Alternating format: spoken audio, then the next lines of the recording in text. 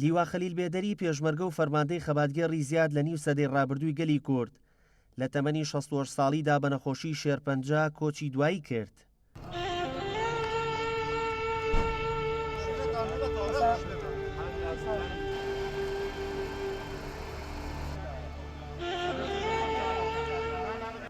لە ڕێوڕسمێکی شایستە بە جوامێرەکانی ماتەمجێڕان لە شاری سلێمانی دوای بە جێگەیاندنی ئەرکە ئاینیەکان لە گۆڕستانی بەکرەجۆ تەرمی لیوا خەلیلیان ئەسپاردەی خاک کرد.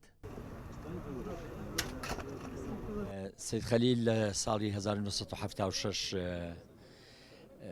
پەیوەندی کرد بە شەهید عەلی عەسکەریەوە ئەو شەهید جەواد بێدەری لە مێرگەپان لە مانگی 6 و دوای مامە خولێ شەدەڵە شەهید جەواد بێدەری و سید خەلیل یەکەم وەجبەی پێشمەرگە بوون کە پەیوەندیان بە شەهید عەلی عەسکەریەوە کرد و یەکێک بوو لە مەسئول مەفرەزەکانی دەستەکەی ئەو و بە درێژایی بێجگەلەوەی کە خزمایەتیشمان هەیە لەگەڵیا. سید خەلیل یەکێک بوو لە پێشمەرگ قارەمانەکانی یەکێتی نیشتیمانی کوردستان.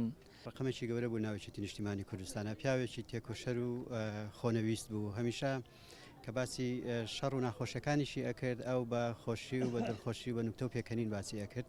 یەکێک بوو لەو کەسانەی کە لە سەرەتای دامەزانی شۆڕشی نوێ یەکێتی نیشتیمانی کوردستانەوە گیانی خۆی خستە سەر لەپی دەستی و چوبوو بە پێشمەرگەیەک لە کاتێکا بووکە خەڵک لەو پەڕی نائومێدیا بوو. کەسایەتی ناوداری قەڵاسێوکە و قارەمان و جانفیدای ڕۆژە سەختەکانی خەبات و کەڵەپیاوێکی ماندووی کۆڵەدەری چەندین داستانی نەبەردی لیوا خەلیل هاوڕێکانی شاهیدی بۆ دەدەن بێ دابڕانژیانی تەرخان کرد بۆ ڕێبازی کوردایەتی و مێژوو دووبارە ناتوانێت یادەوەری وەها گیانفیدایەک هەرگیز لەبیر بکات.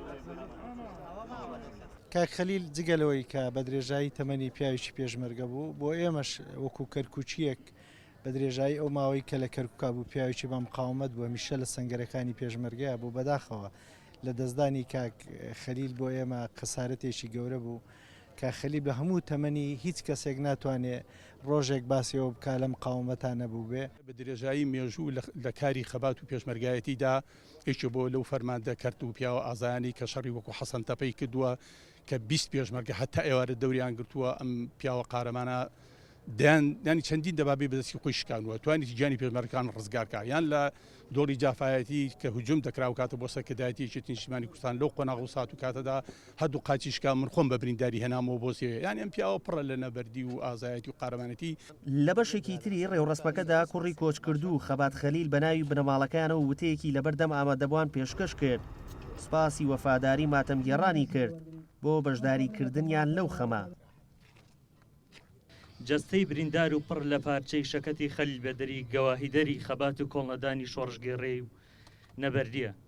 هەموو شاهدین خەبات و جەنگاوەری لە شۆڕشی ئێلولۆ دەستی پێ کرد و قاڵبوو خەبات و کۆڵنەدان لە شۆڕشی نوێی گەلەکەمان گەیشتە لووتکە. تۆ فەرماندە و ڕزگار بووی کارەساتی هەکاری و مێژووی نەبەردی عەلی عەسکەری و حەمە غەفور ئاغجەلەری و دکتۆر خالید و غەریب هەڵدنی و شێخ جەواد بێدەری لە هەزری تۆدا تۆمار کرا. عەلی محەممەدەمین ناسراو بە خەلیل بێدەری لە گوندی بێدەری سەر بە قەزای چەمچەماڵ هاتۆتە دنیاوە و لە هەڕەتی لاوەتیەوە بەشداری زۆرینەی داستان و قارەمانەتەکانی کردووە. هەراوەشە دوای کۆچە ئەبەدەکەی توانی ناوێکی هەمیشە زیندوو بۆ خۆی و بنەماڵەکەی بهێڵێتەوە. داسیار محەممەد گەلی کوردستان، سلێمانی.